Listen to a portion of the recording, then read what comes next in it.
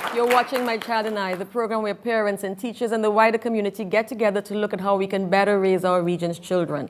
And this week we're taking a look at what's in our children's lunch boxes these days. And here to help us is Karen Griffith, registered dietitian, and Marcia Graham, the director of Paradox and a former teacher and principal. Thank you very much. You're welcome. Well, there's never a story more powerful than a true story.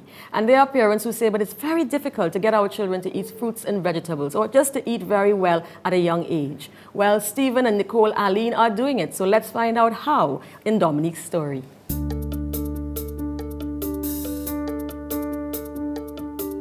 Three-year-old Dominique is a parent's dream when it comes to her eating habits. She's a pretty easy eater. That's the first thing. She likes oats, so she normally has that for breakfast. And for lunch, she pretty much eats whatever we eat. From inception, we always remember what our parents said. You know, remember what Carmita Fraser said. When the child eats out of this family pot, the child thrives better. So from as early as she was able to begin to eat adult foods, we practiced her that way. So that enabled us to be able to have her eat the way that she pretty much eats now. And she has, of course, fruits. Again, that's part of her routine at school as well, where they're required to take fruit to school. And then she would have some kind of snack, you know, in the afternoon. She likes crackers and jam or crackers and cheese. And of course, she's a child, so in between, she'll get a little snack. But Dominique's healthy approach to food and her love for fruits and vegetables were no one-night wonder. Her parents were determined that Dominique would have the right start. Those things that we thought were very, very vital, good vitamins and things that were necessary for her growing up, and of course growing up in a healthy way, we made sure that we had them shown on the plate. So when it's time for dinner, lunch or supper, we made sure that there were healthy things on the plate. We ate together as a family, and it was always our desire to make sure that when we were eating, we spent the time to have the things well prepared and well decorated in the plate so that they would be attractive to her. So the things at times that we do not want to her to have, we made sure we would probably partake of those things when she's not there so that they will not entice her, because there are times when she will feel like eating something that she sees us eat and it may not be a good thing. Yeah, so we will say, okay, we will not eat those things now. We'll eat them in the afternoon when she's at the nursery. And those things that were healthy, we made sure that they're there on the plate.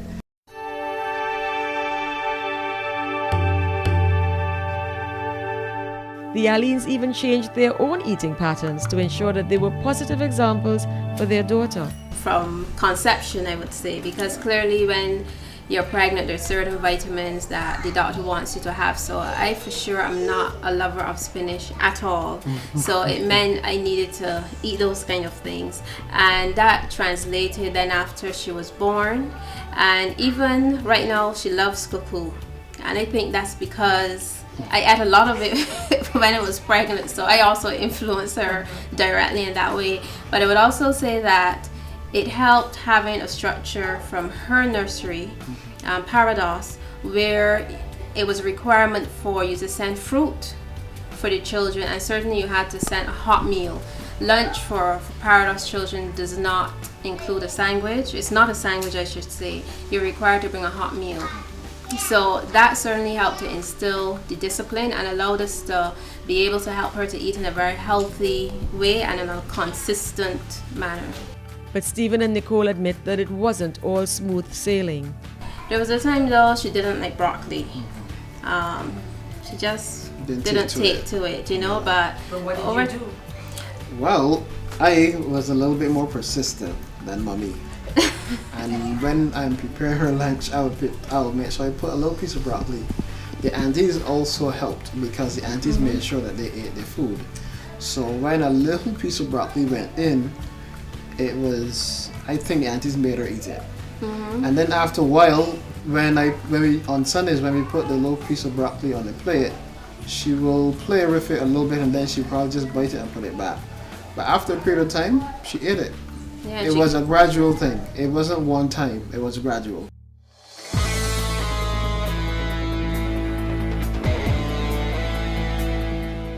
Like a lot of couples, Stephen and Nicole did not have a grand plan before they learned that Dominique was on the way.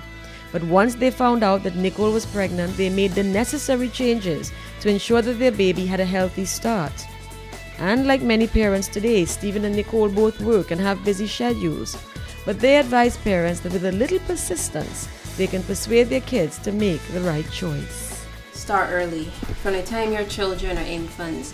I would say that's been one of the key ways we've been able to have Dominique eat the way she eats, because we've been consistent from a child. Clearly when, they're toddlers and so on, you have your puree food, so she had the puree carrots, the mashed potatoes, mashed sweet potatoes and so on, and you put the vegetables in there, so she never lost the taste or the flavor for it. And we continue that even as she began to eat the solid foods, as we would have spoken about earlier. Even though there were some things that she didn't like, we maintained it. Well, be patient. Every child is different, so you would have to know your child, and you may have to set the example first and foremost. So if you do not eat certain vegetables, you shouldn't expect your child to eat them, because they're going to follow your example.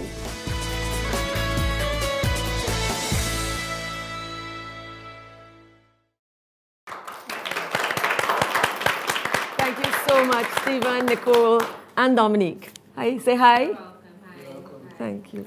Karen, Marcia, obviously a model story, but obviously in your work you must come across situations where it's quite a struggle to get kids or for parents to get their children to really, like or love the fruits and vegetables. What has been your experience? And I heard persistence in Stephen and Nicole's story. Is that probably how you guide a lot of parents as well? But I also heard start early. Right? And science has shown that children's taste preferences develop in the first 2 years. And if you don't take that opportunity of those first 2 years to constantly and repeatedly offer a variety of foods, if you try after that, their taste preferences have been developed. And if it was a taste for fast foods and what have you, it's going to be very difficult to make the change. The interesting thing, it's kind of stark, as you said it, the possibility of kids in their first 2 years kind of growing up or being introduced to fast food. But that's kind of what you're saying, is that kind of a reality it's a for reality, a lot of, as Dominique's parents said, that if they wanted to eat certain things that they didn't want her to eat, then they wouldn't do it in her presence. But a lot of parents just don't know that. Mm-hmm. Right? And so they do eat those things. And I'm wondering if it's like this, if it works out like this, that they are giving the children the puree foods, almost no seasoning and everything. But then they're also probably eating corn curls and stuff, and maybe give a little taste to the child. And that in itself is an introduction, would you say? Because, of course, children are curious. And anybody that has a child knows that whenever they're eating something, a child will go to anybody that is eating to take it. Mm-hmm. Right? And so they start to taste a lot of different things. And, obviously, the taste for salt and sugar, right, is in humans from the start, and that preference. So when you are given bland puree and then a taste of a corn curl, it doesn't take, an unintelligent child to notice the difference and choose the other. Marcia, you're at Parados, and clearly listening to the story, Dominique is at Parados. And what I heard was the teachers being very involved in indicating what kinds of foods. Obviously, this has been helpful. What success have you seen at Parados concerning your young kids? Parados is about parent education, and we believe that when persons become educated, if they know better, they will do better. And so from the time children come to us at 3 months old, we determine to the parents, I mean, sometimes it's a struggle as well, but again, we are consistent at the 10 o'clock in the morning snack time. That is always fruit and water, every single day. Mm-hmm. So we insist on that from early, so the children get the taste of the banana. You crush the banana and you feed them the banana. You puree the apples and those harder fruit, and you give them to them without the sugar. Oh. From the time they can start to eat the solid foods. And we find that once we've done that, some children will like the fruit and vegetables better than others, but consistently every day we don't give them the things that, the fast foods and so on. And if when the parents go home, they continue with the same trend, you will find that the children will eat what you give them. They have no taste for sugar or salt or the seasonings and so on. And if you continue to give them those types of food, they will eat them and they like them. It's interesting because, I want to come back to Karen, because obviously you are dealing with schools, I imagine, and also with lots of young people and adults probably in terms of nutrition.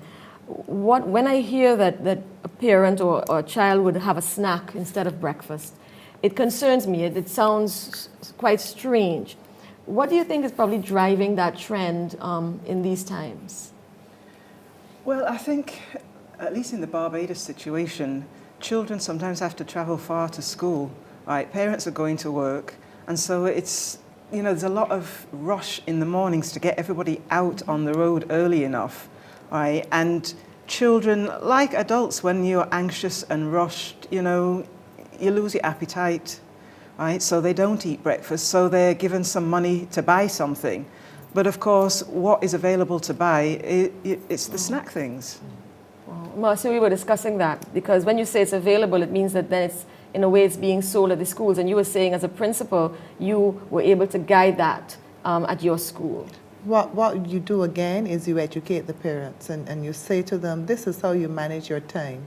You shop on the weekend and you prepare the children's lunch boxes. Buy five cases, and you put one for Monday, one for Tuesday, one for Wednesday. And so each day you just have to take one from the refrigerator. So you plan ahead, you select the things that you want the children to eat, you prepare beforehand, and so when the morning comes, it's already prepared. And even if the children don't eat it at home, they can take it with them, because some of our children come very early in the morning. They bring the breakfast with them, but it's prepared from home. And then they'll still have the healthy meal. Okay, great. We want to continue the discussion. We also want to look at some lunch boxes and look at what kids are being given and maybe what they should be given. And we'll do that in a moment. Stay with us. My Child and I continue.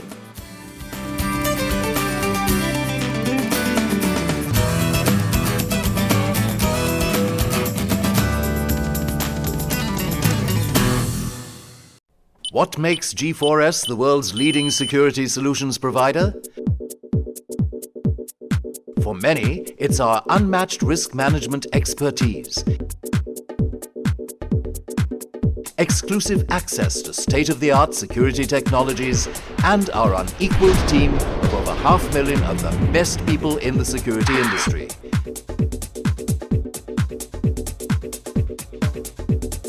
And our world-class service. For us, it's our continued commitment to understanding the threats you face and creating secure solutions to manage your risk today and into the future. G4S, securing your world. It's time to talk about our children on My Child and I, where the Caribbean gets together to look at how we can better raise this region's children. Sometimes it's not just the child who needs help, it's also the parent who needs help. And I think every family needs to have a mission statement and a vision statement. So once the parents begin to understand better and the children understand better, then it's not so difficult. Join us on My Child and I every week, right here on this station.